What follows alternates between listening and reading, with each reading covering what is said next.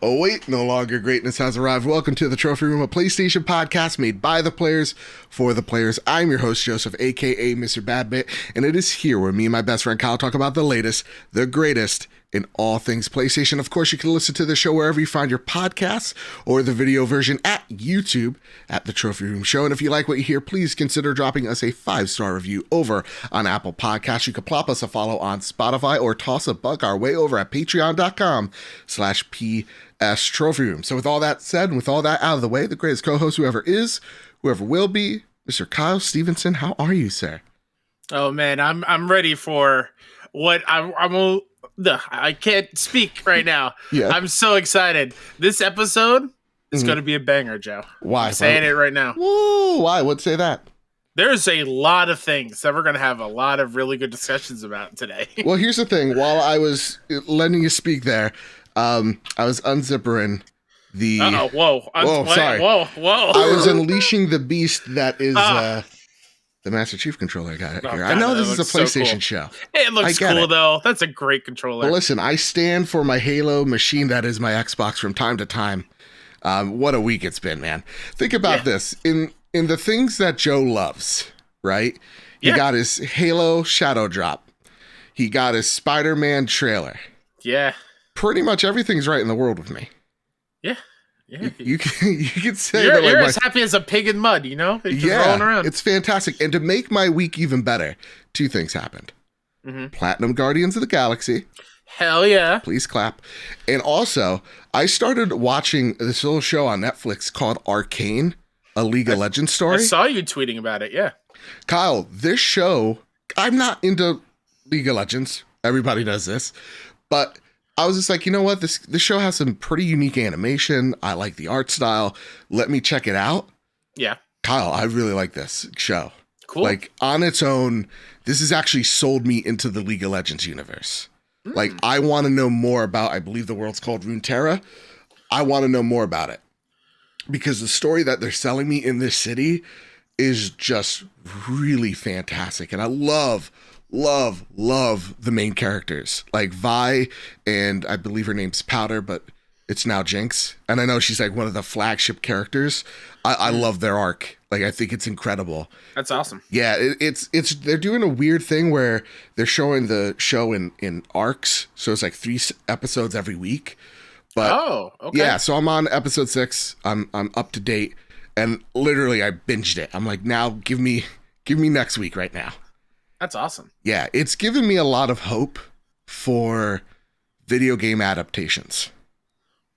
I feel like Netflix is doing a great job with their video game adaptations. Yeah. I mean, we got, Castlevania, which I heard was great. Yes. Arcane, League of Legends, The Witcher. Yes. I think they're doing pretty good on that front. And we get it, which is also a book, but come on. Yeah, we know. But yeah, I think they're doing pretty good. Now they have like a Gundam live thing that they announced. I'm like, okay. All right. I'm on board with this. You're just waiting for that Bloodborne Netflix series. That's yes, what I am. for. Absolutely. That's what you're waiting. If they could give us a Tiger King season 2, they could give me a Bloodborne Monster of the Week. Is that out yet, by the way? Cow Baskin? Apparently. And apparently I saw the synopsis. Husband could be very much alive.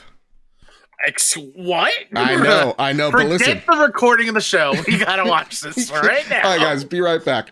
Hard edit. We watched it. It was incredible. But Kyle, we got a lot to talk to you about. Yes, we do. We're going to be talking about how the VGAs have snubbed Returnal and Forza Horizon 5. We're going to talk about how Elder Scrolls is officially an Xbox exclusive.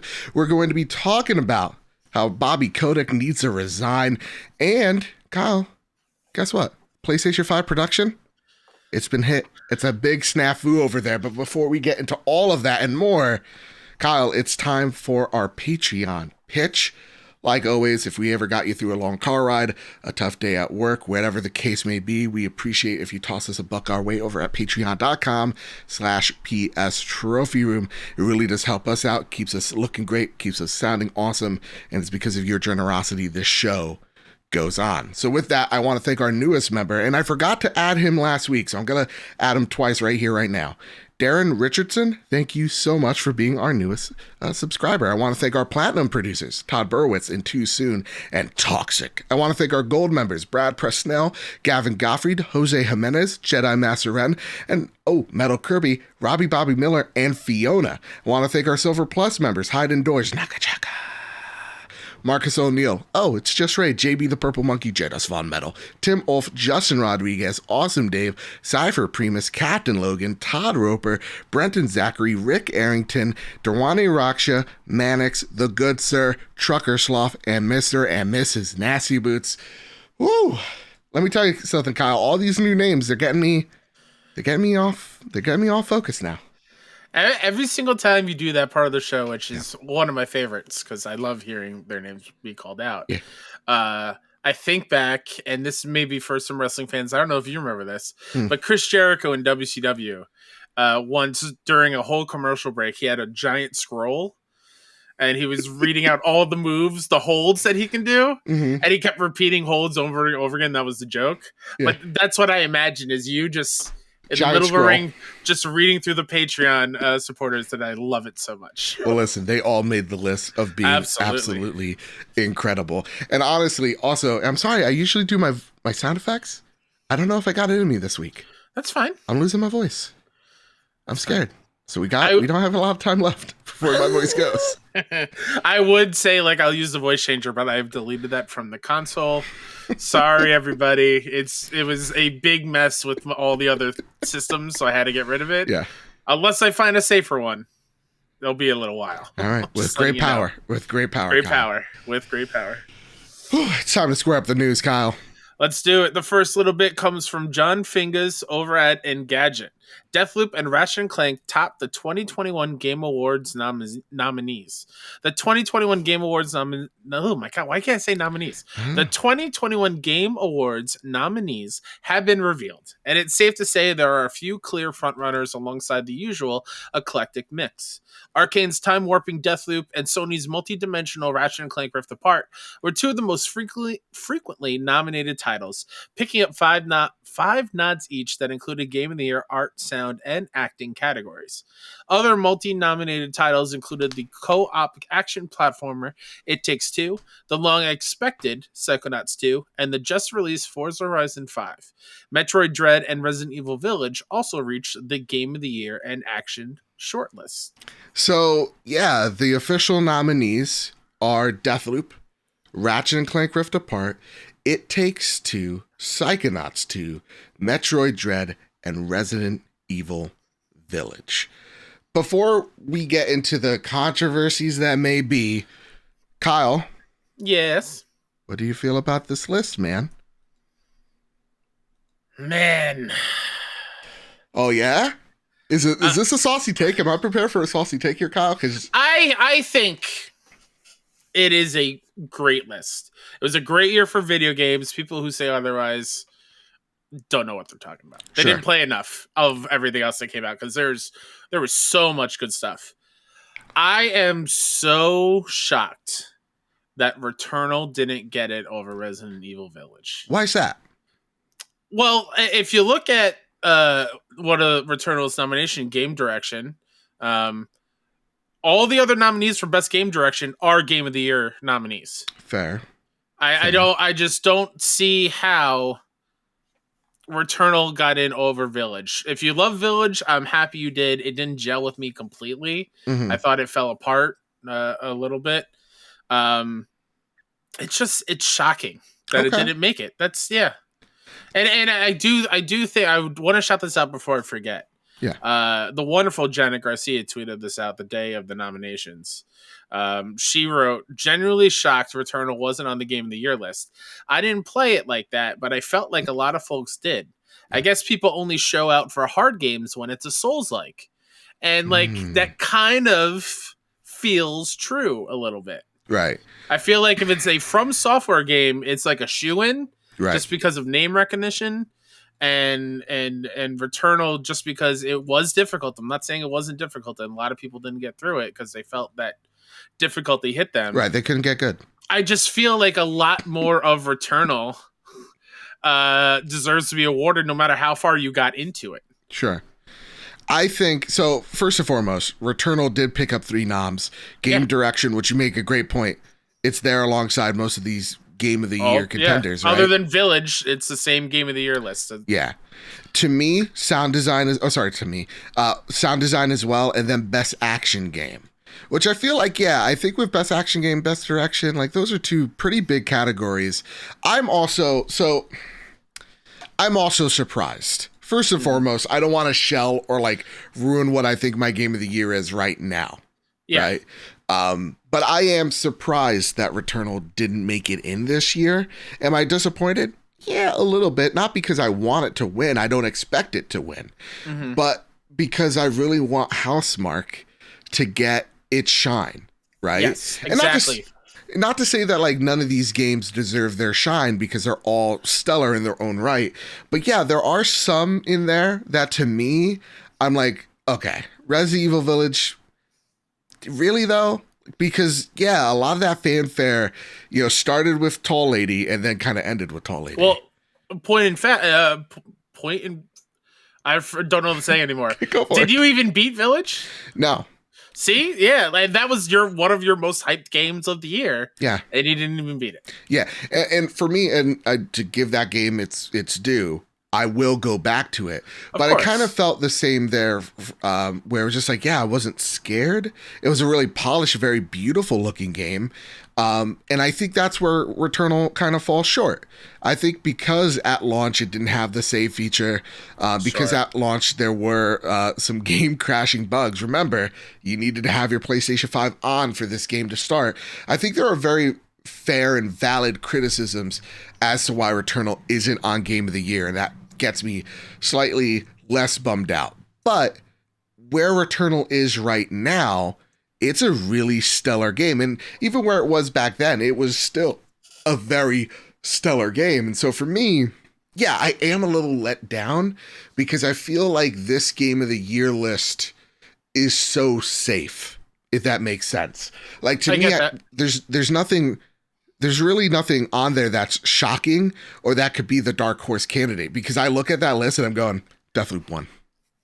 Yeah, I mean, that's kind of how I feel as well. As much as we both love Ratchet and Clank, we've spoken about this before. It's not a bad game at all. It's phenomenal. It just didn't feel like a Game of the Year kind of game. Yeah. It felt like, the junk food sweet candy. Yeah, that you play for a weekend and it's gone. Piece of candy. Gorgeous. Oh, yes. Tasted so good. So good. But it just I think it doesn't have that staying power. When I try to think of story beats from that game, it's kind of hard to think of a couple. Yeah. I gotcha. Yeah, and I think like the performances are great. I think the game is, again, incredibly well polished. One of my favorite games this generation, this year. Well, technically generation. But like,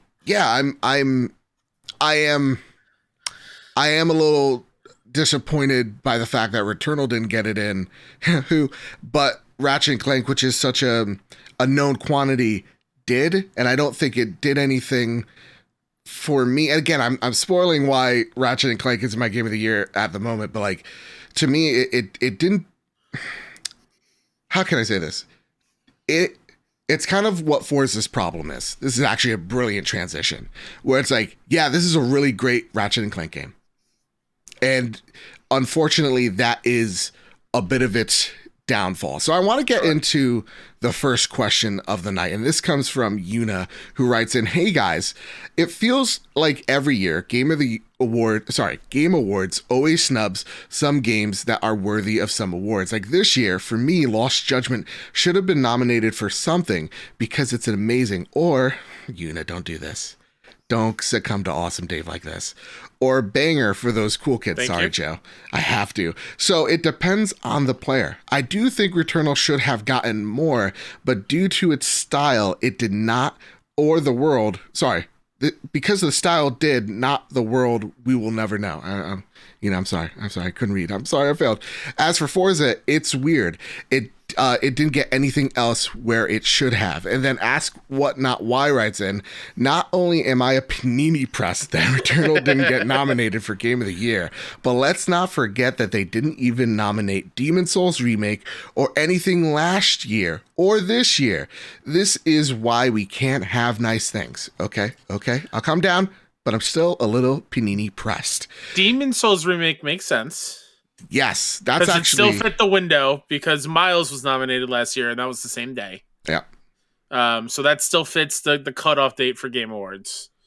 What are your thoughts on this whole Forza? People getting upset with Forza. So I think when it comes to Forza, first off, I am more ticked about Demon Souls because that game is stunning. Oh, it absolutely is, but it did get some noms last year, if I'm not mistaken. Did it? Okay, so I think it did. Jose, I would say it's time to get less panini pressed. Yeah. When it comes to the Forza issue, this is strange because, again, PlayStation podcast, I played a little bit of Forza. I really enjoyed it. I don't know now that Halo's out that I'm going to ever touch it again. But I will say that having it being the highest rated game this year, it sits at a 92, highest rated game this year, and it's not on Game of the Year, that's really odd. And I think it speaks more to what I hate to use this word, but when it comes to like gaming journalists sites like IGN or GameSpot, when they're doing the racing car like genre or the racing genre, from what I'm understanding, they usually hand that off to separate freelancers or separate people within that company, and they review it there because they know the systems inside and out when it comes to racing genre. So I think there's a disconnect there where I think people got their hands on Forza and they're like, oh yeah, this is really great, but this is still more Forza. And there's a disconnect between the people that actually reviewed it where maybe they didn't get enough say in the room to nominate it, if that makes any sense whatsoever. So I actually think it's a disconnect between the publication itself and the reviewers that are reviewing that game. Get where I'm coming at, Kyle? Yeah, I'm sorry. I'm trying to look up the Game Awards stuff from last year. It's okay. That makes sense, and that kind of leads into another separate thing that I'm upset about once again. Hold on, I gotta do something for video viewers. Oh, okay. What's going on here? Oh. Are you telling me that once again MLB The Show was not nominated for Best Sports Game? Yeah. In a year where Forza Horizon 5 came out, I knew it had no shot of winning. Mm-hmm. Forza Horizon 5, that is the most slam dunk award I could possibly... If I were to bet my life savings, all $14.32 on it, I would on Forza winning Best Sports. But the fact that MLB The Show didn't get nominated yet again is a travesty. Yes. No one can say it's locked on one ecosystem as an excuse anymore. Right. It was beyond that. It was pretty well reviewed. Lots of people still play it today. I think it deserves some more recognition in there because when you look at this list, I believe it's 4 racing games and FIFA. I think FIFA. Yeah, like it's a shame. It's a shame every year. Sony San Diego deserves some nominations for what they do year in and year out because it's easily one of the best sports franchises ever made, and they never get recognized. It really, really sucks. Yeah, I think you're right there. And even like some of the indie games like Death's Door that reviewed incredibly well didn't get on that list either. And I think we'll talk a little bit about it in the post show, but like that's a game where it's like, okay, if I put Death's Door in here and it's an indie game, well then does that shadow or overshadow the indie games category itself? Who knows? Right? That's a great argument. But when it comes to Forza and when it comes to MLB The Show, yes, they come out fairly regularly, sometimes even yearly. But if the game is stellar and if the game is great and builds upon its successor, then why not? And yeah, to see Forza do a lot of awesome, accessible things, like they added ASL translation, right? I think I pronounced it right. American Sign Language. Yeah. Mm-hmm. In there. That's really awesome. And yeah, like, again, I was having a blast with it, but I can't, and I don't have enough time with it to really give it a review. Because I'm not that type of content creator. But my weekend, besides other things that were going on, were spent with watching my nieces drive around the world of Forza and having a great time. Yeah. The game is phenomenal. Yeah. Game's really great. And as my first Forza, I now know that I was in the right for answering any questions like, what Xbox franchise do you want to come over to PlayStation? Yeah, Forza, hands down. Yeah, for me, I played it more to see when GT7 comes out, what I'm kind of sort of, I get it, they're two different types of racing games, but what that game has to go up against. And with that said, just give me the DeLorean sooner and I'll give you the perfect score. That said, Katie writes in. And they ask, what was probably the toughest year for Game of the Year awards? A year where there were so many out of this world games that you just didn't know what was going to win. Was it a more recent year or an older year? Funny enough, I blocked all the wiki back up. Oh no, Kyle, I'm gonna let you in right now. I know which one is the toughest. To me, it is 2018. I just looked at it and. That one's pretty damn tough. And I remember when we were streaming it live, Red Dead Redemption was just winning everything. It was Red Dead, God of War, Spider-Man, I think Assassin's Creed. Who cares about the rest? Game of War. Whoa. Game of the Year for 2018 was God of War, Assassin's Creed Odyssey, Celeste. Don't you throw Celeste under there. Fair. Marvel, Spider-Man, Monster Hunter World, and Red Dead Redemption 2. Red Dead Redemption. And when God of War finally won, spoiler alerts for 2018, that was a stellar moment for us. We cried. We were so excited. Very. Cry counter. We start at one. Exactly. So, awesome. It was incredible. So I love that year, and I think that had to be the toughest year for Game Awards. But this one kind of seems like, they made some missteps, and some of it just feels a little bit too safe for me. Sure. I would also love to throw out there 2019. Okay. That Game of the Year list was phenomenal. That was Super Smash Bros. Ultimate, Resident Evil 2, Outer Worlds, Death Stranding, Control, and Sekiro. Oh, yeah. That was a very tough Game of the Year choice. Also, I saw a lot of people going, well, all these game journos, all they do is play Switch, so, like, Metroid Dread's going to win. It's like, settle down, nerd on the internet that took this way too seriously. If that was the case, Animal Crossing would be, last year's Game of the Year. So settle down. All right? My goodness. Now, Nakachaka writes in, and they say, Cyberpunk 2077, yikes, was nominated for not one but two categories for the Game Awards. I haven't played the game yet myself, don't worry, you ain't missing out.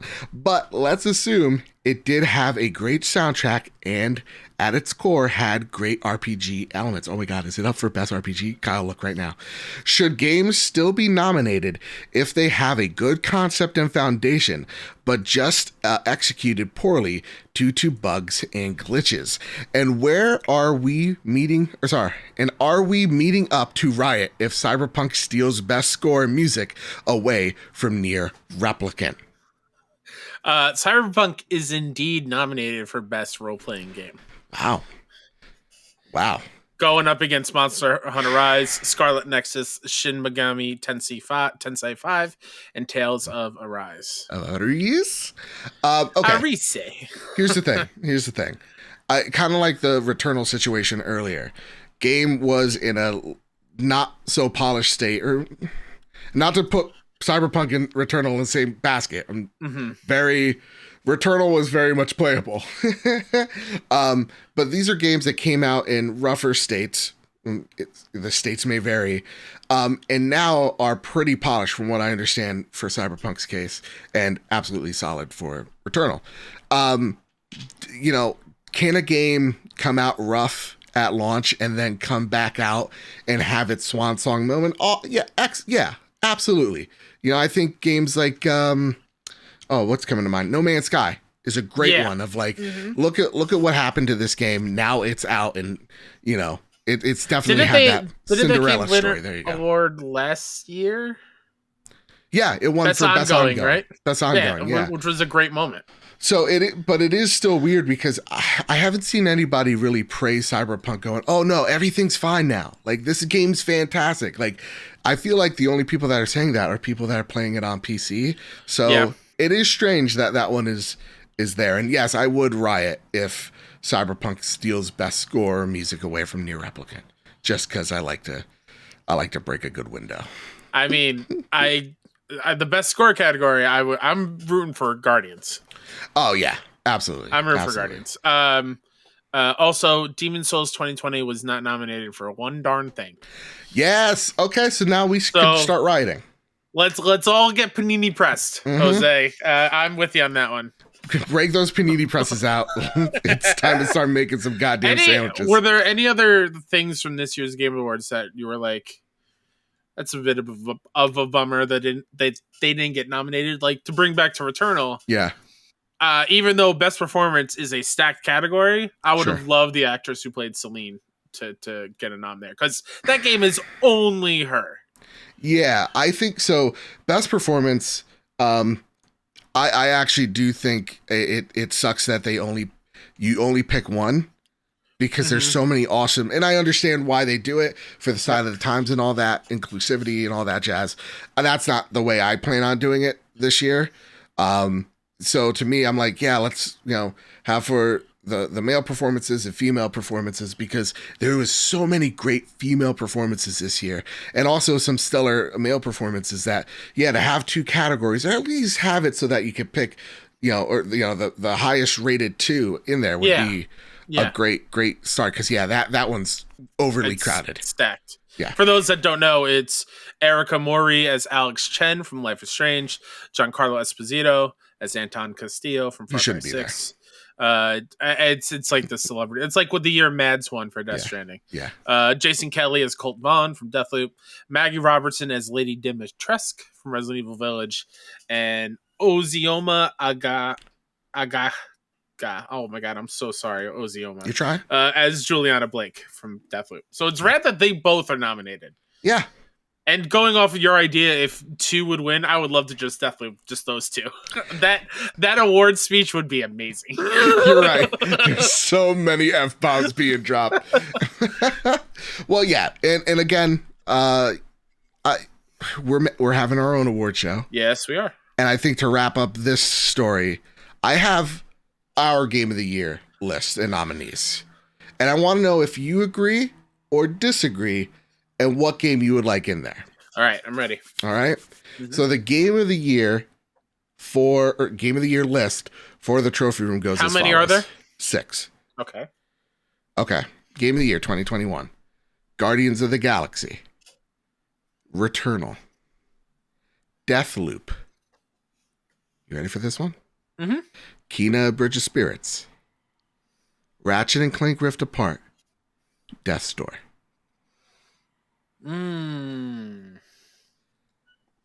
This is a tough one. I don't know how I feel about Death's Door yet. Okay. Oh, really? I don't know how I feel about that one yet. Okay. I have to think of it. I love Death's Door. Yeah. But after recently playing Chicory completely and platinuming it, that game is real good. Okay. And I think there might be another one on my list, but that's a great starting list for sure. All right, and I'm also thinking, and maybe we throw this out to the folks at home, so we get the top 2 votes gets in there. So we could throw Trickery in there if you'd like, but what if we also throw, because I'm hearing great things, I'll be picking it up Black Friday, and I'm hearing a lot of people fighting for this game, Life is Strange, True Colors. That's one that I gotta play. Okay. Yeah, because I've heard phenomenal things about it. So here's what we'll do, audience. You have our list, but with an asterisk. What we're going to do is tomorrow, as this show goes live, so actually right now, depending, we're going to have the Kena Bridge of Spirits, Death's Door, Life is Strange, and Chicory. These 4 up for a Twitter poll. The top 2 contenders then make the last 2 contenders for the Game of the Year. if that makes sense. Makes a category for Game of the Year. All right? Sounds good? All right. Sounds fair? Sounds like democracy at work? Sounds good to me. And because I don't have a cart in this race, I'm not going to mess around with it. Not whatsoever. I'll let chaos reign. Kyle, it is time for the next bit of news, and this one's a little bit sad. I remembered the other one. Psychonauts 2 is up there too, but we can have this discussion later. Yeah. I know you didn't gel with it as much as I did. Much. Just let me play the game. Rebecca Smith over at PS Lifestyle writes, Elder Scrolls 6's Xbox exclusivity isn't about punishing PlayStation, says Spencer. Well, it feels like it felt. No, I'm kidding. Fans have been left wondering what will happen to the Elder Scrolls 6 now that Bethesda has become an Xbox studio. While Bethesda had remained non-committal, Phil Spencer's latest interview with GQ magazine states he views that game's exclusivity as being a similar situation to that of Starfield. In other words, the game may well be exclusive to Xbox and PC, though it's, quote, not about punishing any other platform, end quote. Starfield was confirmed to be an Xbox console exclusive during E3 2021, a decision for which Bethesda's Pete Hines later apologized. The reason for the decision was so the studio could streamline development and become more focused. This is the thinking behind making the Elder Scrolls 6 an Xbox exclusive title too. As Spencer explained, it's not about punishing any other platform. Like I fundamentally believe all of the platforms can continue to grow. But in order to be on Xbox, I want us to be able to bring the full, complete package of what we have. And what would be true when I think... Oh, and that would be true when I think about Elder Scrolls 6. That would be true when I think about any of our franchises. Our franchises, keyword. Exactly. This is and first off, this is theirs. Yeah. And at this point, I'm a bit happy. I know I talk about how concerned I get over companies absorbing other companies. We're going to talk about Activision Blizzard in just a minute. You just hang on there right quick. But when it comes to Xbox, they let's be honest with each other here, Kyle. This is make it sound fanboyish. I don't care. They needed legacy. They needed first party IP. They needed Bethesda to fill that void. It's not like they weren't getting it. Forza Halo Gears is great, but that slogan gets really tiring after a while. And not to say that Obsidian's work and their future work is going to be meh, or the creators of Hellblade Ninja Theory are going to be meh. Those are my two favorite acquisitions. Those get me the most excited for the Double Fine in there as well, and that's fantastic. Exactly, that gets me excited for the future of Xbox. But to have another huge staple there really does fill out. When you think of PlayStation, you could fill out this legacy that spans the 90s. With Bethesda, you have that too. So for, your Naughty Dogs, you're going to have an id, etc. So to me, this is fine. I'll deal with it, Phil. I'll deal. But Toxic writes in, are either of you bummed out / upset at this potential exclusivity for Elder Scrolls? I don't own an Xbox, never have, to be perfectly honest. That's okay. But I'll likely be buying a box just to be able to play ES6 and Starfield. Although I'm not looking forward to having to spend money on a new box. I can't complain since PlayStation has been the home to so many amazing exclusives. Joe, I was so tempted to replace amazing with the word that shall not be said on this show, but I thought to keep you happy for this show. I almost threw it back out there a second time. Just because. I want that P. Diddy gif. That's what I want that moment of silence to be.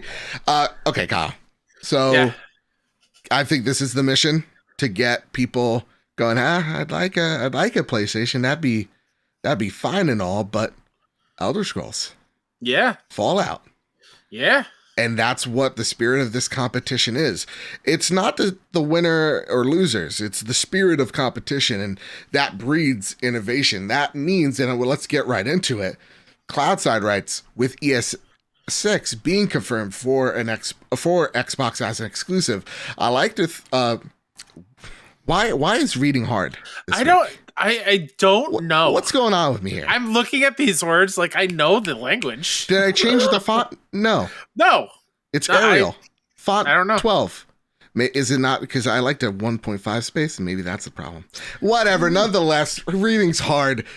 Cloudside writes, with ESX being, I messed up again, but I'm going with it, confirmed as an Xbox exclusive like we thought would probably happen, is it even more important that PlayStation snag Persona 6 as a console exclusive? Also, do you think Sony may have to be making an exclusive open world RPG in secret, just in case which studio could be capable of an ES type game? All right, so real talk. Yeah. Spirit of competition means, yes, Xbox now has this whole first person open world game on lock, right? Yeah, they do. Bethesda, you got Fallout, you got Elder Scrolls, and then with Obsidian, you also have the talented Outer Worlds, and you have the amazing Avowed, out soon. Which I hear excellent things, and the amazing Fallout New Vegas. So this team's incredibly capable. I'd like to just let everybody know, though, Horizon is an action RPG. Uh-huh. So it's not like PlayStation doesn't have these games or they don't exist. It's interesting, though. I don't think PlayStation needs a Elder Scrolls. You know what I mean? I think they need a first-person RPG. Or they just, not even first person, they just need another RPG series. Mm-hmm. They need a studio to go, okay, you know what? Here's our take. Maybe it's, I don't know, Naughty Dog with their space game, but something that's going to take the oxygen out of the room. Because to me, I take a look at PlayStation's portfolio. Now, all of a sudden, it's missing multiplayer games, which is always missed since last generation. Yep. And now a sizable chunk of games that people also care about, you got those open world RPGs, and suddenly that's gone. So what is a studio that you would like them to capitalize on? Or do you think Sony should just keep on keeping on? Bringing it back to the post show of last week. Yeah. All the more reason to bring back Legend of Dragoon. God damn it. An exclusive RPG, a PlayStation exclusive RPG, internally made and developed. I think that would be huge. Because, you're right. It's, even though, like, I'm not the biggest Elder Scrolls fan, I can still sit back and be like, it's huge. Yeah. It's a gigantic IP, no matter what anyone says. And to have it not be on your console of choice being PlayStation, that is a bummer. I do think they need to fill it somewhat. Yeah. I don't know how that works if they go talk to BioWare, but BioWare's been on like thin ice lately with their last couple of things as well.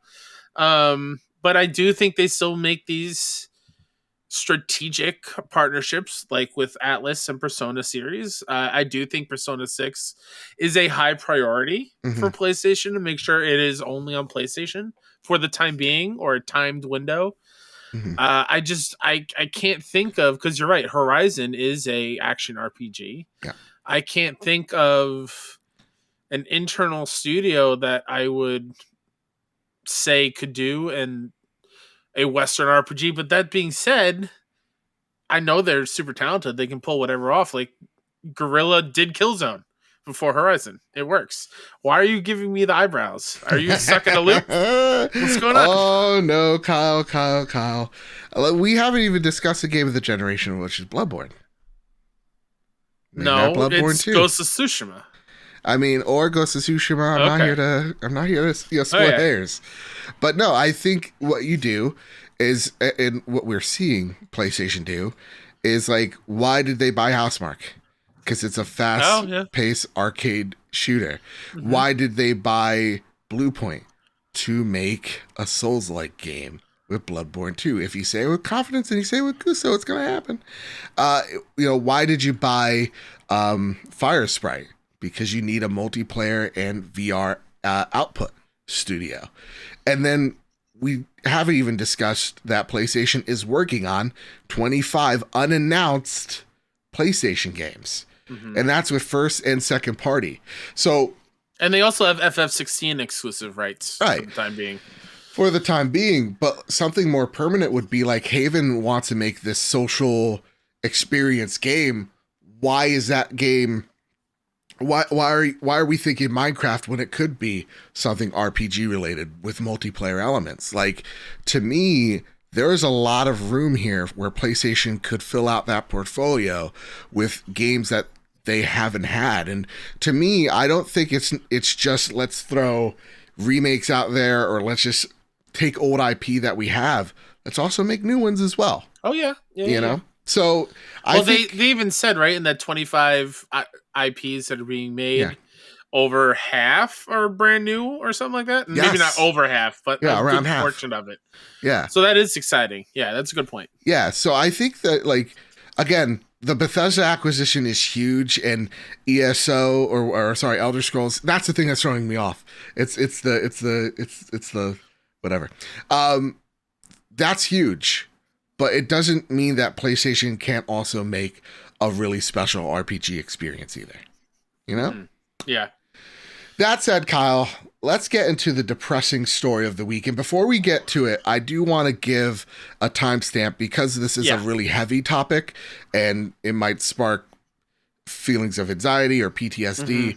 I am going to give you a timestamp in the description, so if you want to nope out of it, because the topic is a bit heavy since we're talking about Activision Blizzard, and there is, to me, I consider strong language here. Yep. You could skip all the way in front. And to add in on that, I know Joe and I have been trying not to curse as much. Yeah. I can't make any promises for this next story. Fair enough. Just letting you know. Again, you can skip forward if little Timmy's in the back. We're about to drop some cusses. Kyle, with that, take it away, good sir.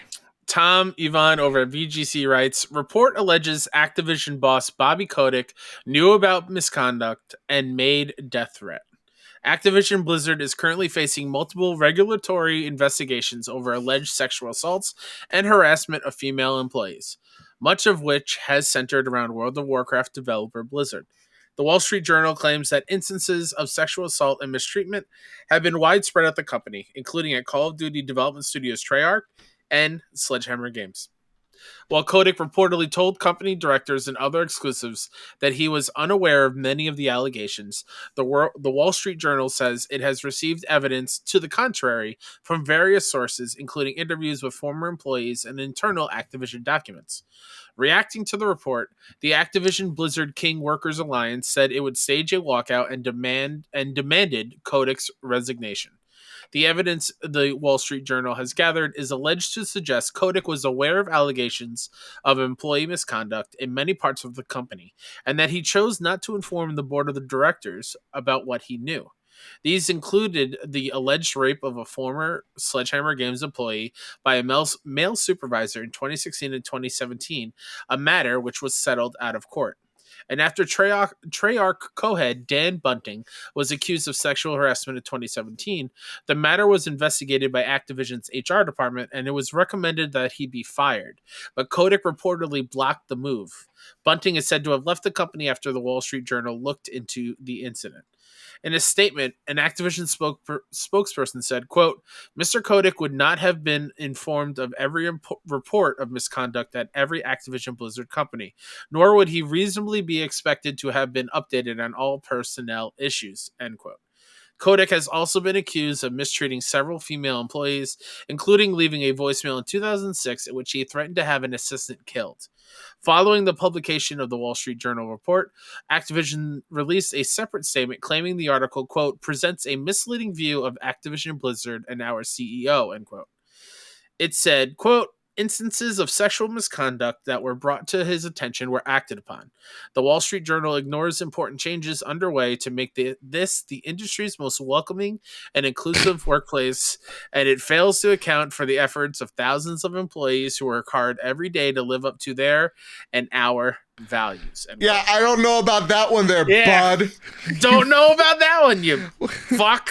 Listen here, real talk. I love the audacity of saying the industry's most welcoming and inclusive workplace when they literally just let go dozens of employees due to sexual harassment and hire officials due to sexual harassment. This is nuts. But the story doesn't end there, Kyle.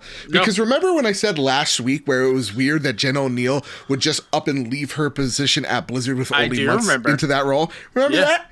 Well, here's I try to talk you down from any other reason other than she found a new purpose? No.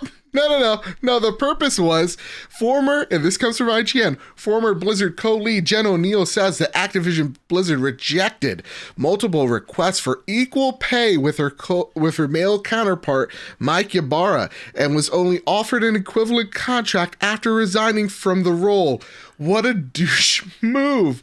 What a big giant douche canoe of a company this must be. That's aggravating. Now, it's also to note that Call of Duty Vanguard sales are down 40%. That is in the UK compared to the previous title. And, Kyle, we're still not done there. No, we're not. So this comes from Jason Schreier. This comes from Bloomberg. Do you want me to take this one? No, I got it. I got a funny one. Okay. This comes from Bloomberg, from the man whose head is so far up his own ass. It is so amazing that he could tweet out some of the most douchey tweets I've ever seen in my life. Jason Schreier, he writes in an email to employees reviewed by Bloomberg. Jim Ryan linked the Wall Street Journal's Tuesday report. He wrote that he and his leadership at PlayStation were disheartened and frankly stunned to read that Activision has, quote unquote, not done enough to address the deep-seated culture of discrimination and harassment. And goes on to say, we reached out to Activision immediately after the article was published to express that we don't believe their statements of response were properly address the situation.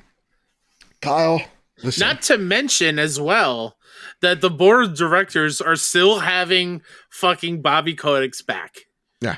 Twice, I think, today they've come out and said, like, we stand behind our CEO, Bobby Kotick.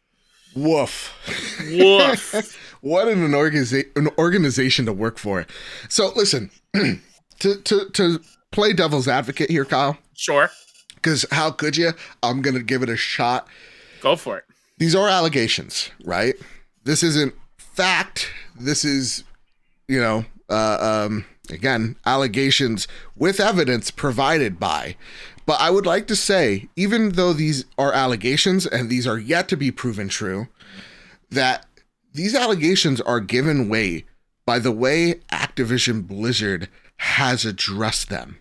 Like by outright paying the federal government in fines so that they don't get investigated by federal government, right? That's a huge red flag. Remember the on Twitter, everybody's like, red flag if? Yes. That's the red flag right there.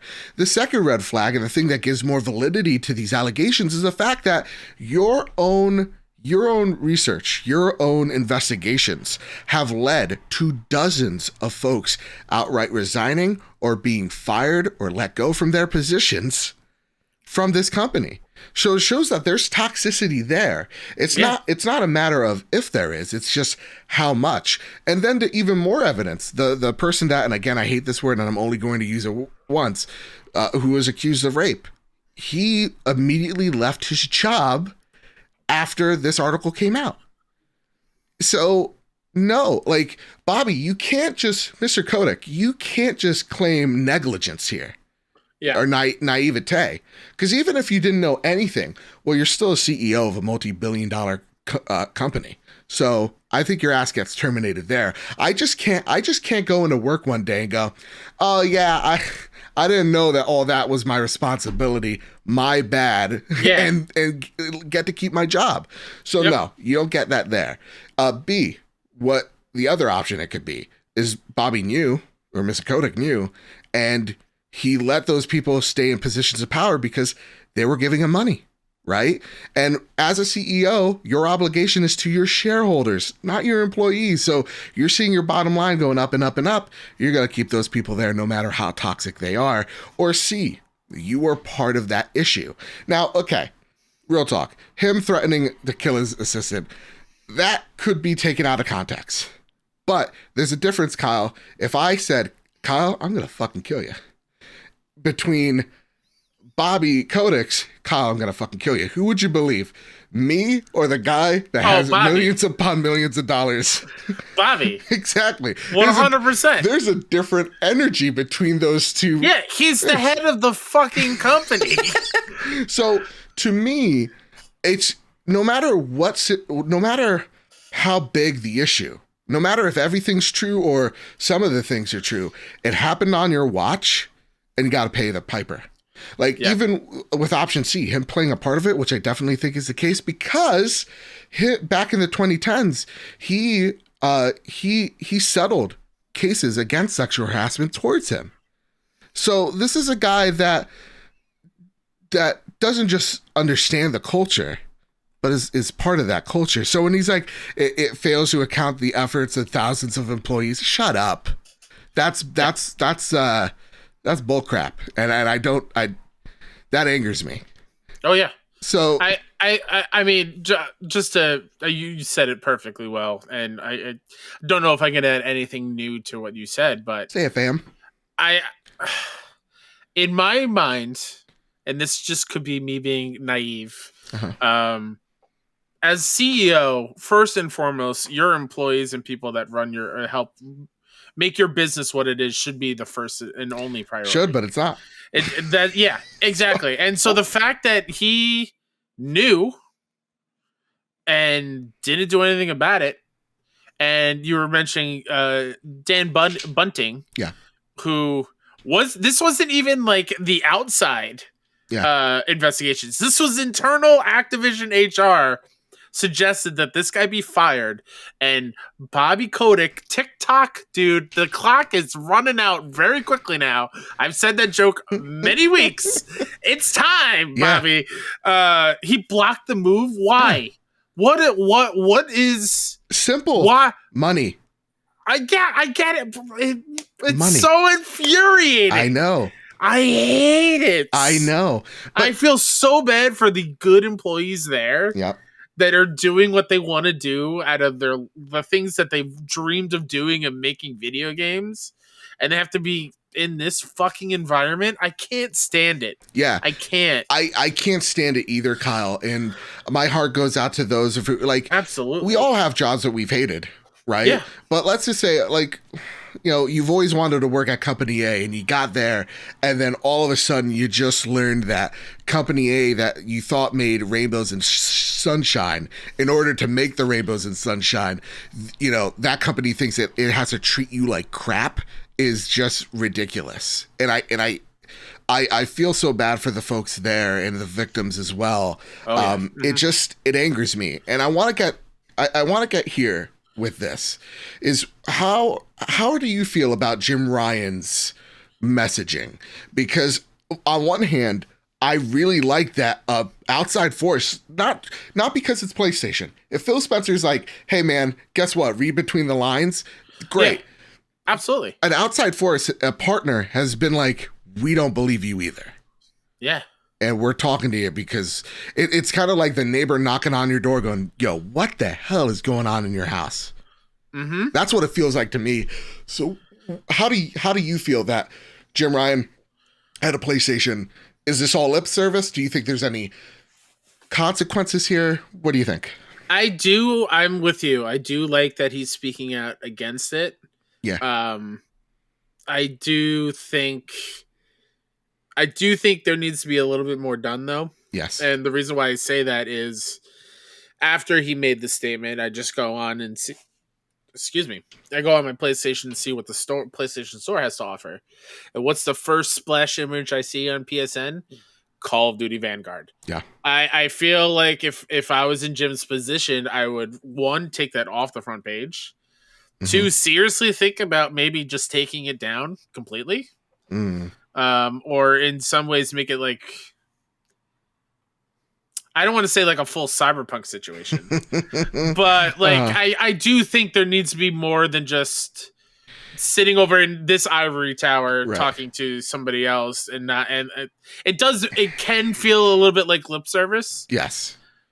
but I like where he's coming from. I just need more solid things for him to do. I think so. I understand you're speaking from the heart, and I'm speaking now as the CEO with the heartless. I know exactly what you're going to say. You can't rip it off the store. I know. But what you can do, this is how change actually happens. Like, I'm going to be real and honest with you, Kyle. I don't believe boycotts worked. I don't think Activision's shitty news, just because sales are down 40%, I literally just heard it's still the number 2 top selling game this year. So no, I don't think the boycotts worked. And I think, though it was in good faith, from what I've been told from people outside and people inside development, is like the only people you are hurting are them. Because these people, all they're going to do, all that's going to happen is that dev team is going to get shrunken down. Or they're going to be merged into, the next Call of Duty Vanguard thing, you know what I mean? Or Warzone thing. So no, I don't think that helps. And honestly, I also think by just ignoring them in the news, it doesn't help either, because Kyle, we turn and look at Ubisoft and I forgot. Yeah. And I'm being honest here. I forgot what was happening there as well, where none of their demands have been met. And I haven't known because nobody talked about it. Right? Nobody threw caution at that way. So to me, what do you do? This is actually how the change happens. Other corporations, other companies, other partners say, hey, this needs to change pronto, or else we're ripping Call of Duty Vanguard off promo. That's how you hurt them. It's just like when Coke ripped advertising from Blizzard, right? From their live events. That's when you saw they started to panic, because companies don't want to be around toxic.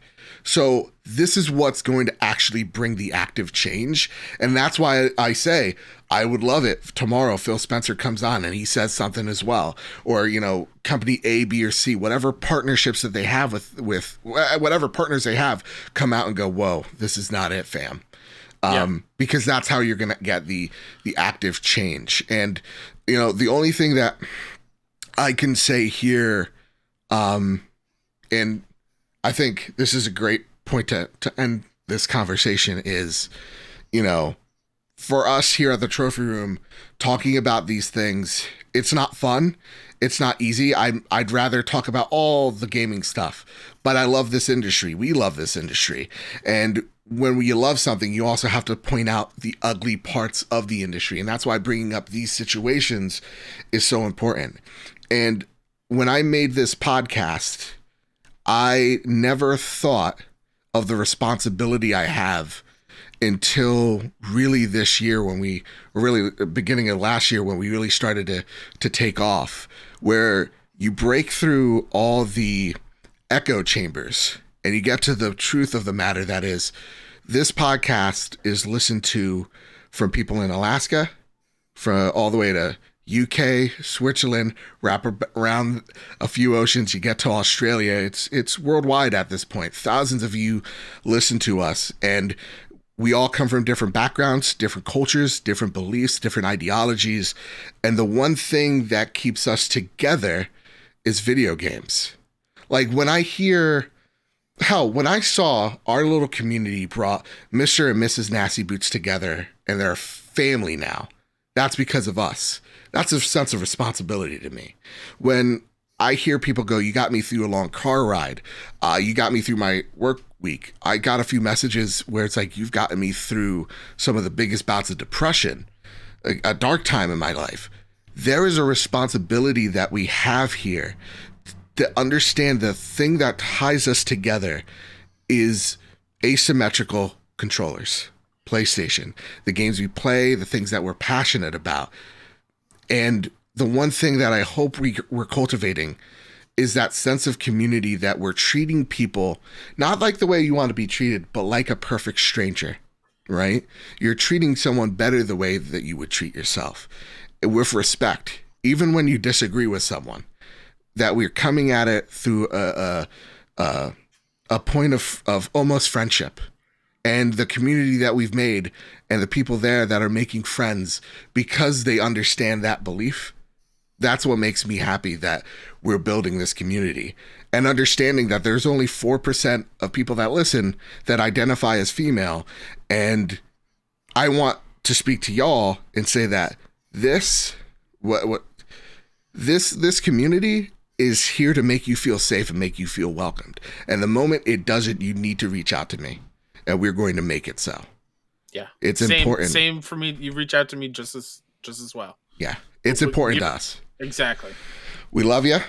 Respect each other. Do well by each other.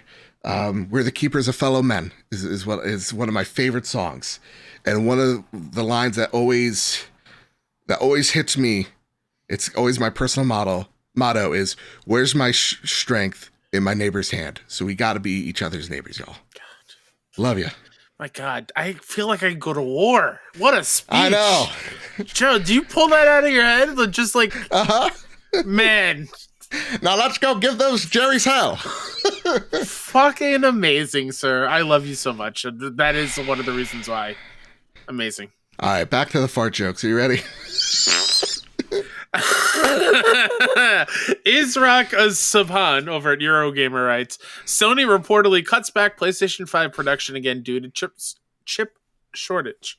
Sony has reportedly reduced its production forecast for the PlayStation 5 again because of, quote, component and logistics constraints, end quote. Sony had previously targeted more than 60 million units assembled in the year ending March, but that has now been cut to 15 million units, according to Bloomberg sources. This will make its target of 14.8 million PS5 sales by March more difficult. In an investor call last month, Sony said logistical issues and my God.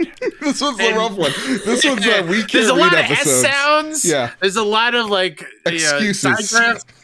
Ugh. Damn it. I gotta go back to school. Sony said logistical issues and parts shortages have worsened, and PS5 sales last quarter were slightly below expectations. The resurgence of COVID-19 may also further impact component supply. Oh boy, Kyle, this means PlayStation's dead, right? They're dead. They're done. Knew it. Yeah, we're going to talk about the Ouya from now on. Yeah, this is the Ouya room. Ooh, busted out of the closet. It's time to play some mobile games. That's right. Dust off the cube. No, this is normal. It is normal, but in something that put into perspective just how bad it is for all console manufacturers.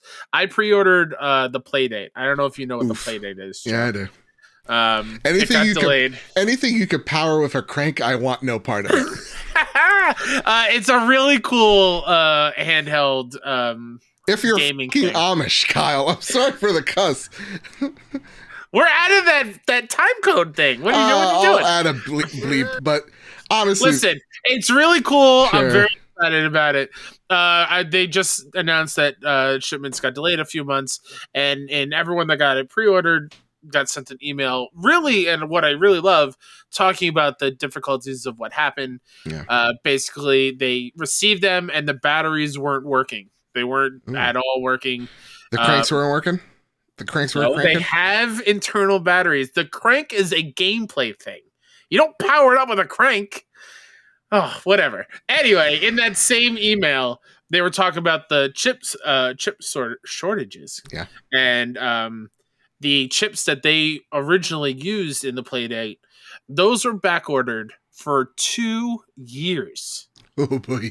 2 years. That's how bad the shortage is. Yeah. And so they had to redesign, I believe, what the chip they're going to use. And they found a similar solution that is not going to make the wait 2 years. But that really put into perspective exactly what Sony's hitting. Microsoft, Nintendo, everyone that uses the car chip. Manufacturers. Yeah, exactly. Toasters, it's insane. I mean, to be honest, to relate it to people for handhelds that actually matter, the Steam Deck, the Vita 2.5, delayed till quarter 2 of 2022, I think, for that. So yeah. It's crazy, and it really goes to show. And I'm gonna say something, and I have remember when I said Jason Schreier's head so far up his ass? Yes. Well, it is, but mine will be there as well. Not in his, but mine. There needs to be a better way of production, and we can't just rely on. Oh my God, I'm gonna sound real crazy here, but we can't just rely on like 1 or 2 factories out in Indonesia somewhere. We have to build plants in different locations so that when things like this happen, it doesn't literally cripple the world. And we're actually seeing that, like Europe building little mini sites. I believe that in the United States, they're planning to build sites as well here. It's like, dude, I understand that manufacturing there is cheap because, you know, the dark reasons of capitalism, but we really got to bring some stuff back here so that, yeah, we're not just relying on 2 factories to make chipsets. It's just outrageous. And one mishap, one person pulling one crank the wrong way because they, you know, didn't have a play date or whatever, and it blows up a whole facility. I don't know what really happened. No one was harmed in this situation. It can't be the case. It really can't.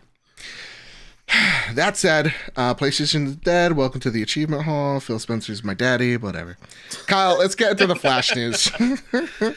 Flash news. First, a little bit. Saints Row delayed until August 2022.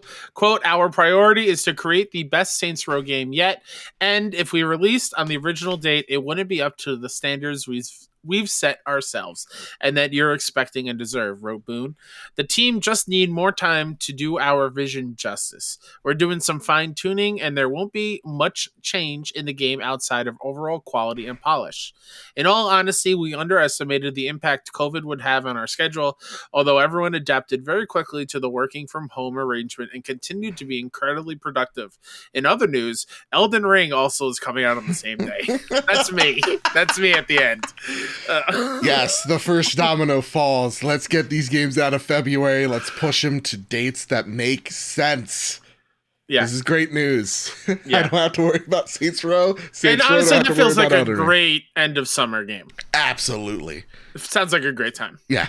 And I get to play Elden Ring and still grapple with Horizon as well. Yeah. Yeah, you saw that battle ahead of you. Ruined King, a League of Legends story, is a single-player turn-based RPG developed by Airship Syndicate, the same team behind Battle Chasers Night War and Darksiders Genesis. Launches today. I'm gonna request a code. This again, very excited because this is not League of Legends where I'm gonna get my ass kicked by some South Korean teen. Like I'm gonna have a solo experience. This is gonna be fantastic. Is this one of the ones that was unveiled last Game Awards? No, this is actually literally unveiled today. So it's not one of the League of Legends games from what I'm aware. Or those Magic games? I forget which one is. Oh, I think they were Magic games. I can't remember. I forget. I'm sorry. I can't remember. This is a PlayStation podcast, not a Wizards of the Coast podcast. No, sorry. Honestly, again, since Arcane came out, I was really wondering. I was like, man, they really need like a game that's not League of Legends that I can dip into. Ruined King is going to be the game. It looks like it's a similar vein of Darksiders Genesis, but then turn-based combat. Ooh. So yeah, I'm up for it. The next bit of news there. Yeah, PS Remote Play update adds DualSense support for Android devices. Whoop, whoop, whoop. Whoop, whoop. And the last bit of Flash news, GTA Remastered Trilogy is unsurprisingly bad, but this has me worried about the digital future and getting rid of OG content and remaking these half-baked ports. That was Joe writing it. I don't think they're that bad. You don't think do you have it? I was having a great time in 3. Really? Yeah. Are you playing it via PS Now? No, I bought them. Oh boy. I was seeing some of the things like friend of the show, Joseph Yaden, coming out going, man, I don't know what y'all talking about. This port's not that bad. And people's hands. Yeah, no. The visual art style takes a lot to get used to. Yeah. But I do think the fine-tunements to what I wanted from the gameplay side, like driving around feels pretty great.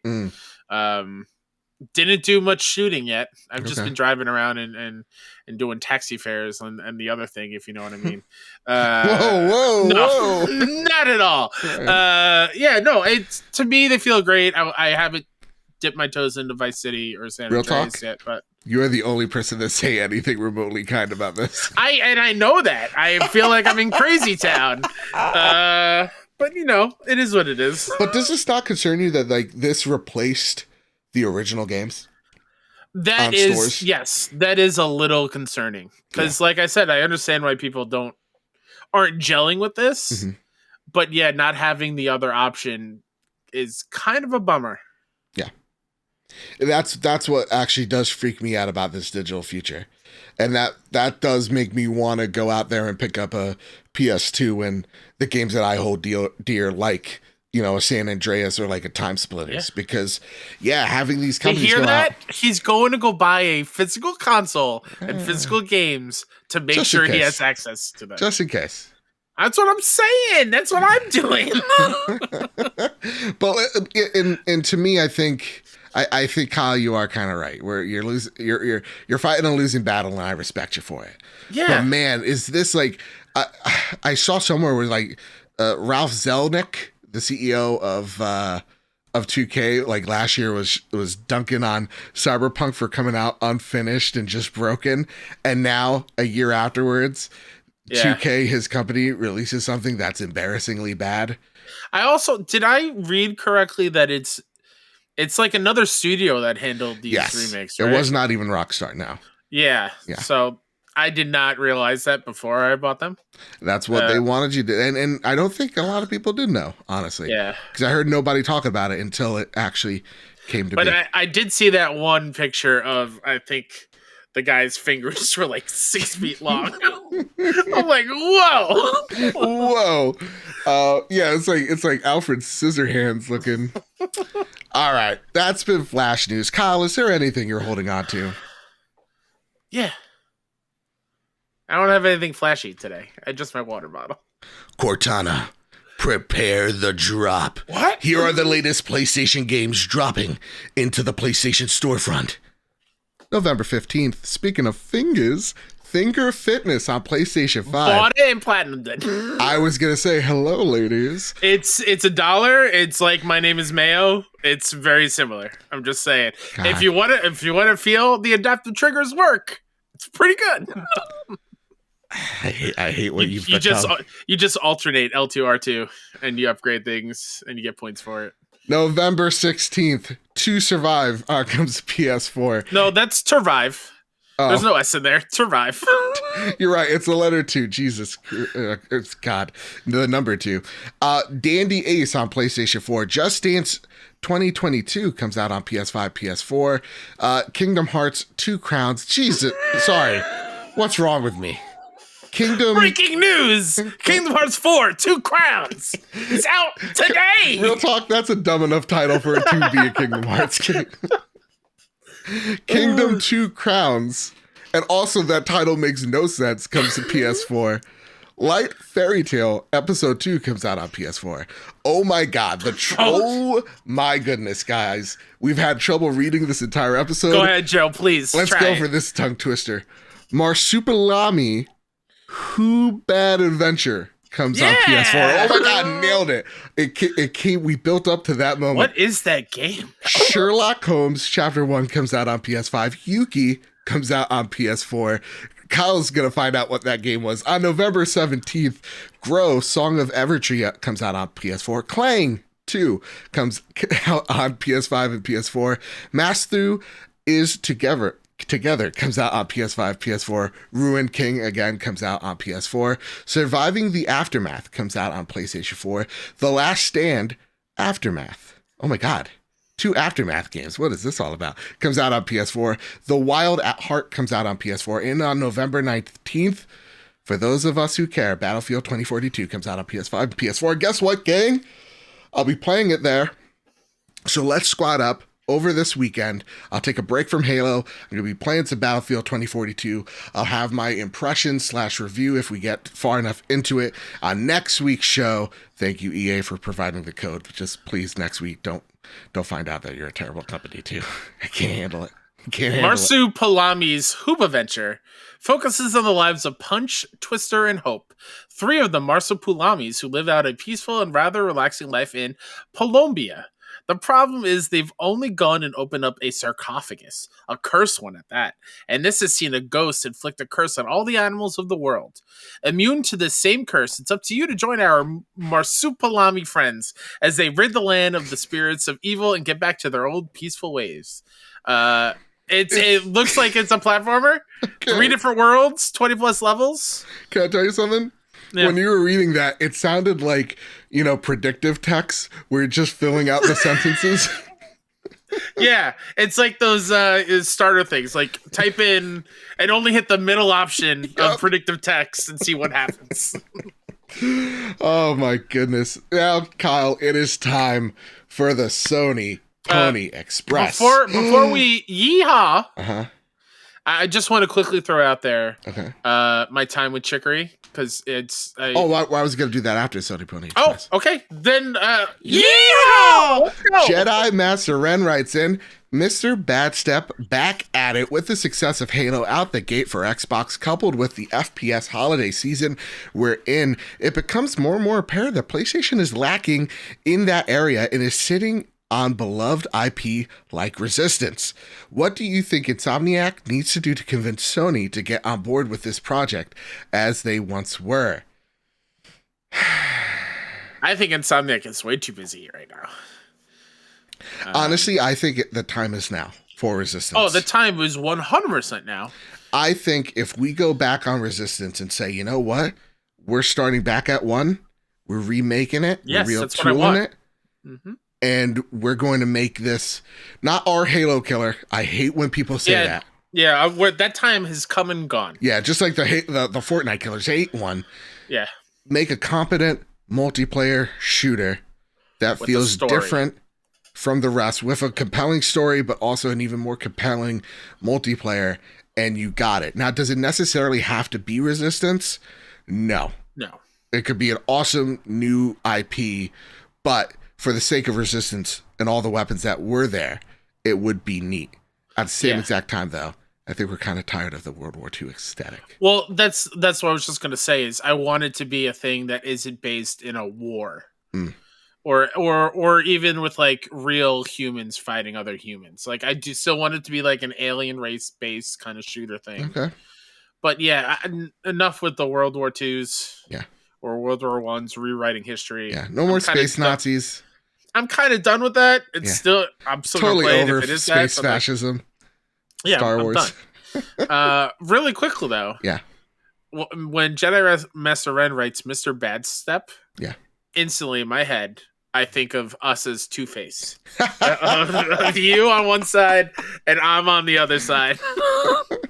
Half of a backwards hat on my side. Jadis Von Metal. Half of the mustache on your side. Make it work. I love it. Gav's GOTY writes in, follow-up question. Do you think Insomniac actually wants to make a Resistance reboot? And maybe it's not because of Sony. I do. You do think so?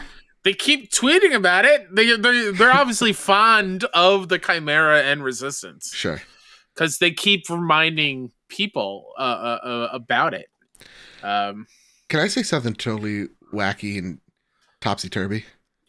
Yes. I'd much rather Sunset Overdrive 2. I know. Ooh, remind me to put that as a Twitter poll. Oh, come on. Do you love seeing my dreams just crush in front of me? It's for science. Everyone's going to say Sunset Overdrive 2. I don't think so. I feel like the overwhelming Twitter gaming space will see that and be like, Resistance was stupid. Okay. Sunset Overdrive, great. Well, you get to fight for this, Kyle. Maybe I can rig the polls like you rigged. See?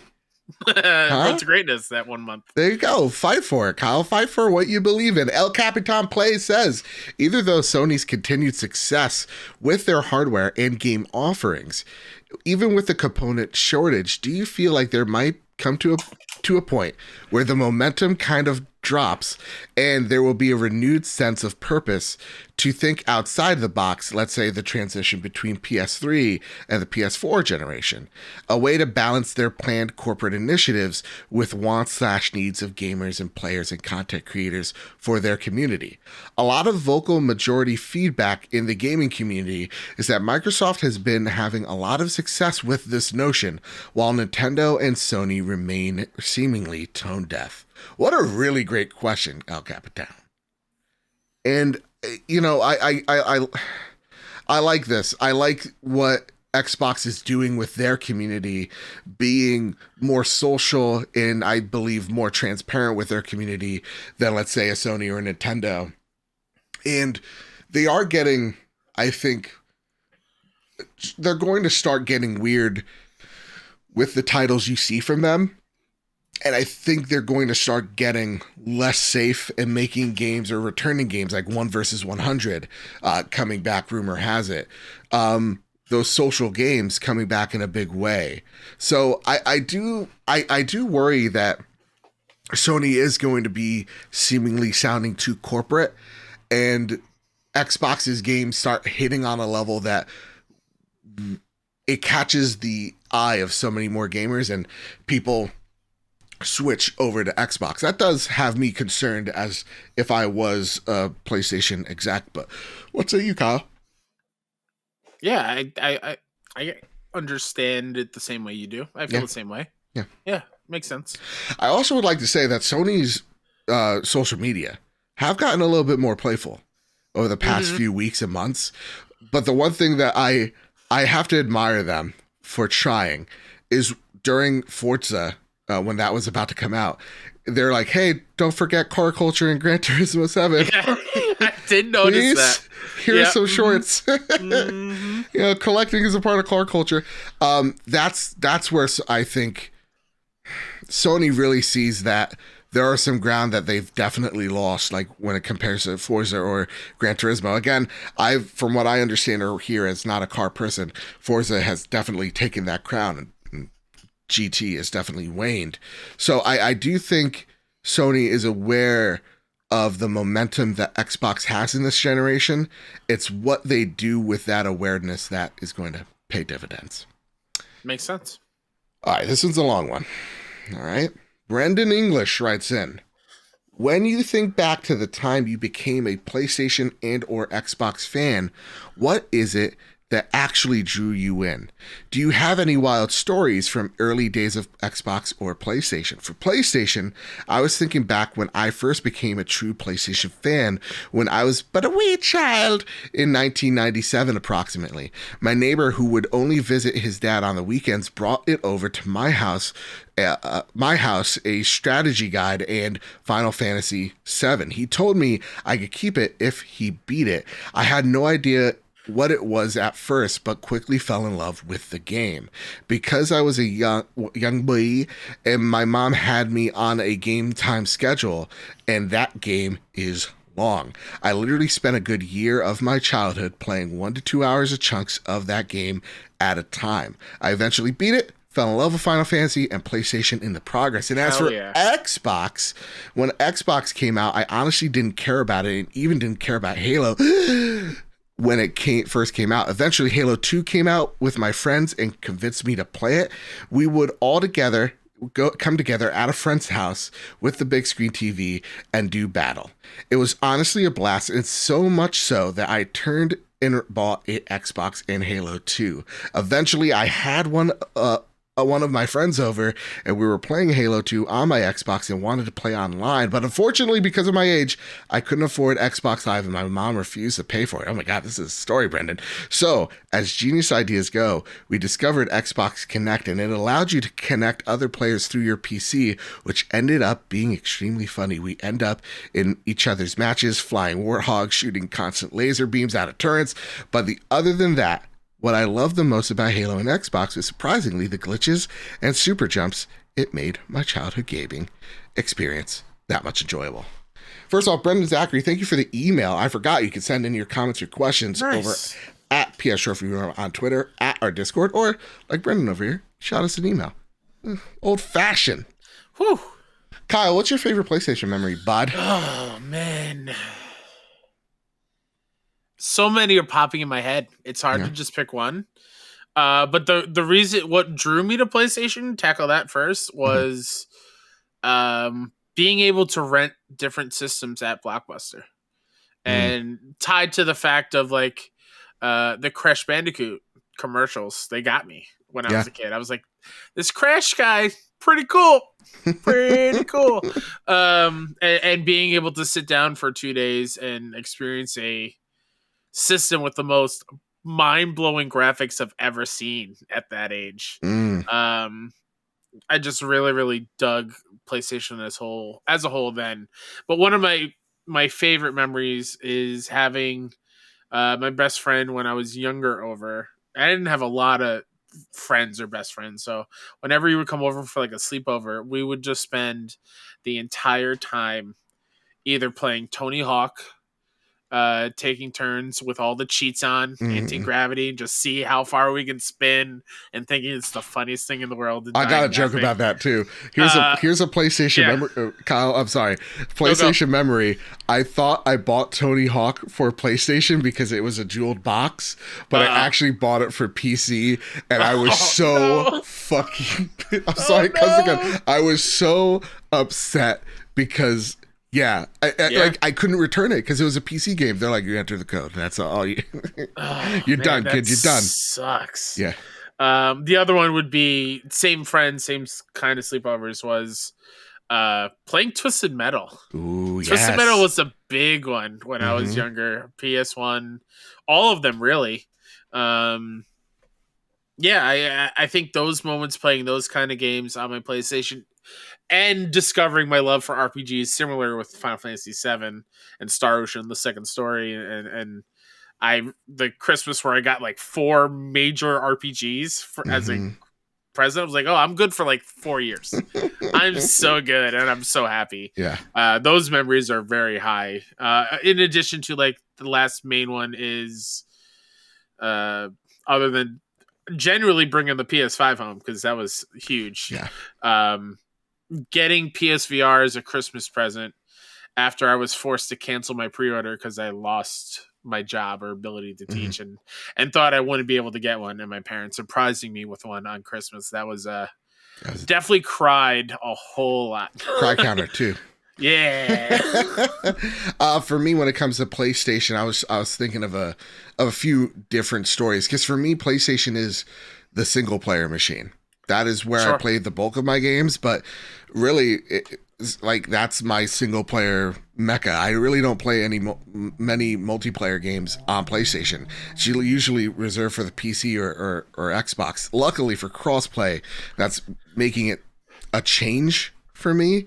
So I think when it comes to one of my favorite memories with my PS2 was playing Call of Duty Big Red 1 on PlayStation 2 with my friends and just having that type of fun moments with them. When it comes to my PlayStation 1 memories, it is my cousin coming over, us playing Star Wars Battle Terrakasi Arena, and having a blast there. And like Star Wars, I think this was actually an N64 memory now that I'm thinking about it, but whatever. The Star Wars Pod Racers, such an amazing game of my childhood. And when I think to the PlayStation 3, I remember when I dropped the 360 of being my main console at the time and switched over to the PS3. One of the memories that hangs on with me is the switch from Grand Theft Auto being something I actually thought of as an Xbox game to something now I can only think about being on PlayStation, because GTA 5 was that definitive GTA experience for me, where San Andreas was on PS2 and I absolutely loved it. But when GTA 4 came out, that was on my Xbox. So having that switch back, that definitely triggers some synapses in my brain. When it comes to Xbox, for me, it all comes down to Halo. I remember my brother bought his from CompUSA. Wow. I know. That goes what back. A throwback. I don't know where we bought our PS2. I think that was Toys R Us. But nonetheless, my brother worked at CompUSA, which means he got games for hella cheap. Like, he got me the Gears of War Collector's Edition box that was like $80 for $35. Oh, the dream. Yeah, exactly. So he was getting shit for cheap. Yeah. And I remember him coming home with this game called Halo. And I was just so like mesmerized by it. I was like, what is this thing? This is weird. And me playing it and just getting absorbed in this world. Halo is my first, if I'm really thinking back to it, real first person shooter. Like GoldenEye was there as a kid, but that wasn't like the thing that defined the genre to me. It's not Doom. It's not Quake or Wolfenstein. It is Halo. And mine was Medal of Honor. Medal of Honor is good. I think. Medal of Honor is good. Yeah. What was it? Airborne's the best one. Anyway, nonetheless, Halo was the game.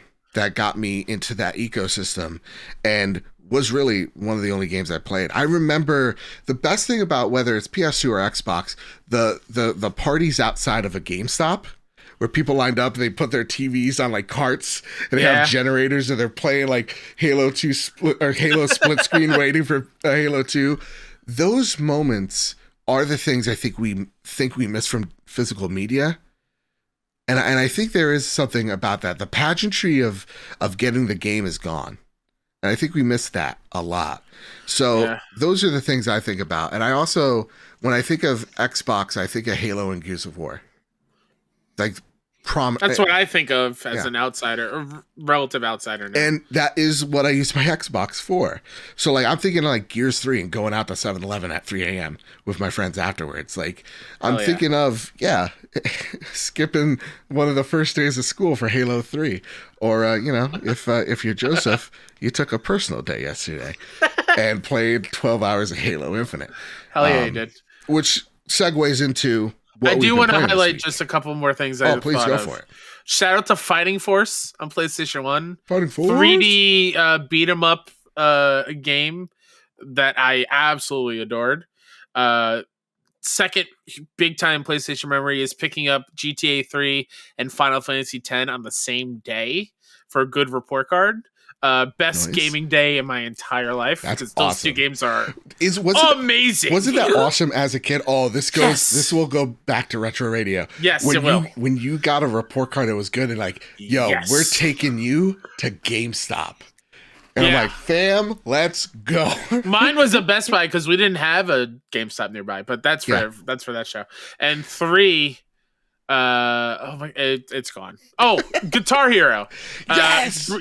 Getting to Guitar Hero freshman year of college and being the only one in my dorm that had it, and then bringing it into the common room on the main floor with the big TV and having like concerts and people would come out, and eventually someone else got another guitar and we would just play 2-player for hours. It was the best.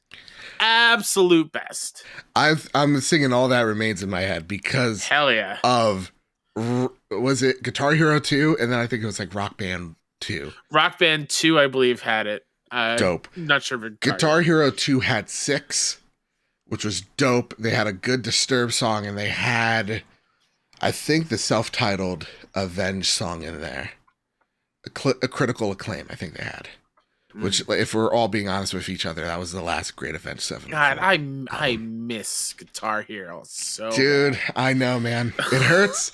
They tried it again. Just... Yeah, shout out to 2 because it has my favorite song of all time, Sweet Child of Mine. Oh boy, you are so white. All right. Excuse me? Kyle, You're telling me that guitar riff is not iconic? Yeah, it's all right. Oh, how Kyle, dare you? It's time before we go over here. All that remains. Whoa, Jada's my man. I'm kidding. I love them as well. Okay. I'm kidding. Saw them live. They were excellent. Kyle. Yes. Hey, bud. What have you been playing? Hey, bud. Oh, I learned earlier. That's what you do when you're mad at people. So I do want to highlight Chicory big time. I've been playing a lot because I'm trying to catch up before Game of the Year discussions. Chicory was on my top of my shame pile for this year, and I am so glad that I dove in. The game's phenomenal. While I do think it might be better to play with like a mouse, just because there's a lot of movement with the right stick to move the paintbrush around, which is the way you traverse the world and solve the puzzles and whatnot. It's really a phenomenal story that hits on the same things that I talked about last year when I talked about The Last Campfire. It gets really deep with the characters and the arcs, and everyone is dealing with their own things and dealing with living up to expectations and not feeling like you belong. It is fantastic. The puzzles are well thought out. They're super smart.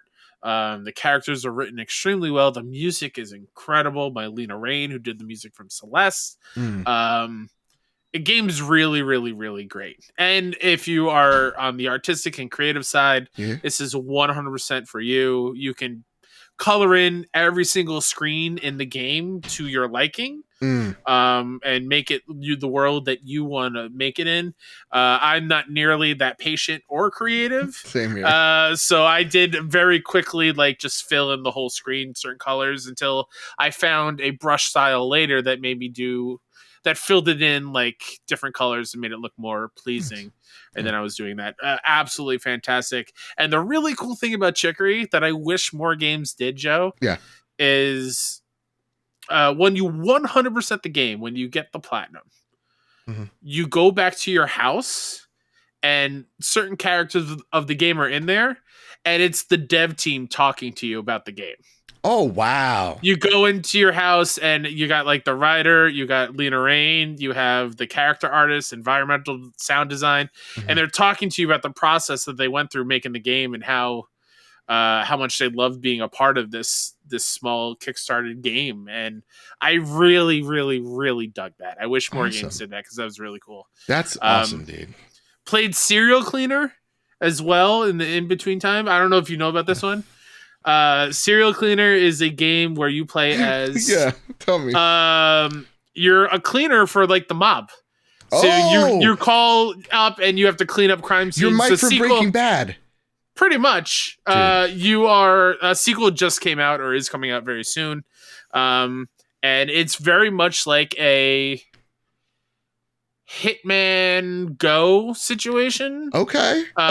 Where it's not tile based, but it is a puzzle. You have to be stealthy. You have to avoid the police cones of sight. And you have to avoid traps and whatnot. And you have to clean up the blood with a vacuum to clean the scene. You got to take care of the bodies. You got to collect the evidence. And each level is a certain puzzle, and you have to learn the enemy's movements. Really, really fun. And there was and then Forza. Forza was the other one. Let's get right into it. Yeah, Achievement Hall. Let's go. Insert swoosh, whatever the hell the goddamn green X's, O's, whatever. Master Chief Cortana. Welcome to the Achievement Hall. We couldn't afford Steve Downs' voice, so this one we'll have to do. Da da da da. Da da da da. We play Forza. Kyle, tell me about... Hello. Yeah, Forza as being my first one that I mentioned earlier. Yeah. God, that game's good. It's fun. It is so fun. It is exactly what I want from a arcadey racer. I am not a fan of other open world arcade racing games. Yeah. Like Burnout Paradise. I am on the record of really, really not liking that game. A whole lot. Yeah. There's just something about it I just didn't gel with. Forza Horizon 5, however, the freedom makes sense. I do like checking off every single road and make sure you're driving on every single road to highlight and getting the constant feedback that you're discovering something new. There's tons of speed traps, drift zones, PR stunt things to do. The world is filled with things, signs to knock over, trying to figure out how to get signs on the roof of a building and trying to find the right ramp of a mountainside. It's all organic. It all makes sense. The cars feel great. I haven't got the DeLorean yet. And that's when I'll be willing to review this game, is when I get the DeLorean. Because then the game is done to me. I made it a point to go buy the VW bus and all the old timey cars just to have fun with. But the really cool thing about it is, tell me, the girls just want to play that game. They do their homework. They come down, it's hey, can I just drive around and run into trees and drive in the water? Yeah, absolutely. Yeah. And I taught them about hey, you see the map? If you see a road that isn't highlighted, just go up that road for me. just tick off those boxes. Yeah. And then because they're learning how to. This is a great game for them to learn joystick. Yes.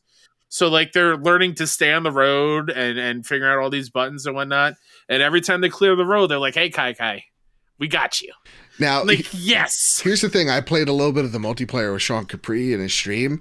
That's also a lot of fun. I did not think I was going to have. Like, there's like these cool little capture the flag modes. I did a pinata one. Yeah. But there was like no one playing. It was like me and 3 people, so it all failed out. We had a convoy, I think they call it in this game. Yeah, so it was like 6v6. We were playing like Infected, King of the Hill, Grab the Crown. Like, this game's really fun, and really great.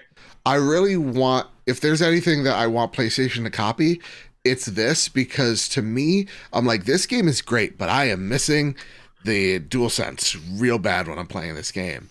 If there is something I'd like them to kind of mimic, it's that, because there's something about just going on the open road and just kind of like tuning out the world.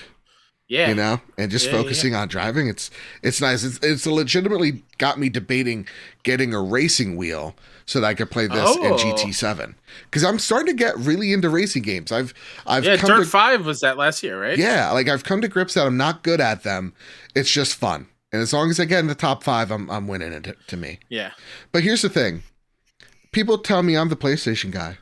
Oh, PlayStation players, you got the narrative experiences. I play games, not third person action adventure world over the shoulder. I want to play my games, not watch them. Well, then, Xbox players, tell me why I'm number 1 in all your little multiplayer games. If I'm the solo selfish experience, why am I dominating every game that I come into? Why are you, you know what? I think the better question here for the Xbox gamers, and this is where I'm getting fanboyish, is why are you guys, I guess, so bad at games? Because I'm looking for the challenge. And honestly, I haven't gotten any. It just feels so lonely up here at the top of the Halo Infinite realm. You know, like the air is a little thinner and you'd think that means they get an advantage on me. But I can't be stopped. The momentum just keeps building and I just keep succeeding. I'm sorry. You're seeing the plays out there on Twitter that I'm making. Yeah. They're goddamn disgusting. I don't need to see. I've seen them for years now. It's kind of gross how good I am at Halo Infinite, where it's like a bad game is like when I get slightly below like a 2.0 KD. I'm like, oh, that was a bad round. They're like, really? You doubled our score there, bud. I'm like, well, it is what it is. Joe, before I ask you the question, I do want to give a shout out to Xbox for that anniversary video celebration thing. That was really cool. That was really cool. I'm very excited to watch that documentary and learn more about the Xbox beginnings and whatnot. Mm-hmm. Really dope. They showed a very quick clip for the Paramount Plus series. Bro, I got freaking that was chills. Cool. That was really cool. Yeah. Even the intro up into the Halo Infinite with like the music in Australia. Oh, it was as a non-Halo person, which I have dove into Halo 1 and playing through the story. Not too far yet, so I don't want to say anything yet. Okay. It gave me chills. So if it gave me chills, I can only know what Xbox fans got from it. Yeah. But the question, Joe. Yeah. How's it feel to be back? How's it feel to be back in the Halo multiplayer? Feels like home. It feels like I never left. And again, I'm just wishing that these Xbox fans just get good. I need a challenge. But no, this game makes me fully engorged. Now, here's the thing. As much as I love Halo, again, Xbox is my Halo machine. Is it the best multiplayer game I've played? I don't know. I'm thinking of games like Apex Legends, actually, where I'm just like, actually, I think this is a great evolution of Halo, but this isn't the greatest thing since sliced bread, but I do think it's also incredible. This multiplayer alone. Now, the one thing we've been seeing online is the battle pass. That's what I've heard. Is literally the worst thing I've come across. It's the worst battle pass I've ever. The progression, I've played for 12 hours. That's embarrassing, but I won't take it back. No, it's not. I'm level 5. Oh, that's bad. Yes. So, not great. That's wow. Yeah. Okay. Also, we have run into a few times where there are some plays that PC players are making that get me to question what just happened. We ran into a few players that were a little bit too fast and too accurate with that pistol. It made us legit, and I'm not that type of guy either, where I'm just like, oh, I died, that means whatever. I'm like, oh, finally a worthy opponent.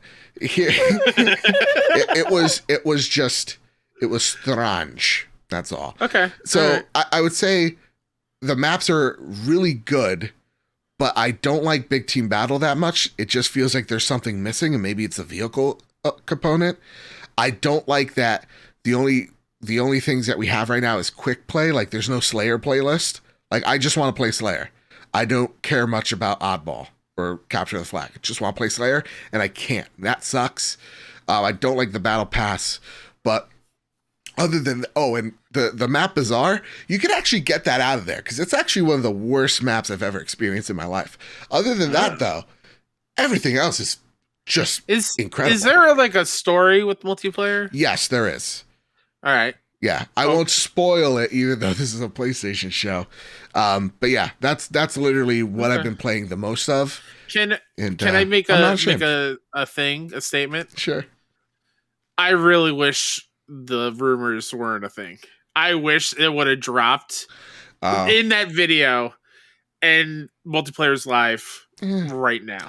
I mean, I get it. It's hard to cover that up, but like, monumental. Yeah. And even with a lot of people knowing that it was probably a lock, still monumental. Yeah. But I really wish those surprises were surprises. Yeah, same. Likewise. That's as a whole of every video game thing ever. And to bring it back to PlayStation, I think this is, again, like a really great test to see how they did it so that they can do it too. You know what I mean? Yeah. Because this is I definitely feel the future of PlayStation is going to be, we need to fill the gap of multiplayer and then also now fill the gap of these RPGs that we don't have. And if we could take the advice from like a Halo, that would be excellent. Because I think how transparent they've been with their community has been really awesome to see. So, and the feedback that they've gotten is been pretty constructive. So that's honestly what I've been playing most. I planted Guardians, and I think it's up there for Game of the Year. But with that said, Kyle, that's also enough of me. Don't be ashamed. 12 hours of Halo. Don't be ashamed. No, I mean, listen, I know it's your love. Yeah, like, don't be ashamed. I know that this is a PlayStation podcast, and PlayStation is my preferred platform, and people may be bugged about me playing an Xbox game, but I also want to be fair to, you know, the PlayStation people when I say that Xbox players talked such a big game about being so good at multiplayer games, and they all just mediocre at best. Like, someone give me the challenge. Someone challenge me. Cortland Lawn tried and he failed. Sean Capri tried, he failed. Sean Capri didn't even last. Ainsley Bowden, I guess it's his age. It's showing. The carpal tunnel, it's there for him. I'm here. I'm just picking him up on my back. I'm like, don't worry, I got you. Like, what about friend of me, Luke Lore? He sucks. Oh, all right. Yeah, he sucks. You know. Now all I gotta see is Lord Cognito. Can Lord Cog stand up to the pro that is me at Halo? Host of the Trophy Room PlayStation podcast. Cog, I love you. Challenge. Right, with that said, that has been the Trophy Room, a PlayStation podcast. If you like this show, please rate us 5 stars. But before we get on out of here, Kyle, is there anything you'd like to spotlight, good sir? Myself, as always, but really quick, breaking news. Capcom's Pragmata delayed to 2023. So that weird teaser trailer from PlayStation Showcase, it's further out. We'll probably see it at Game Awards. Oh, boy. Breaking news. Holy shit, this is huge. Camila Cabello and Shawn Mendes announced they have broken up. I first gotta know who they are. Kyle, anything you like to spotlight, sir?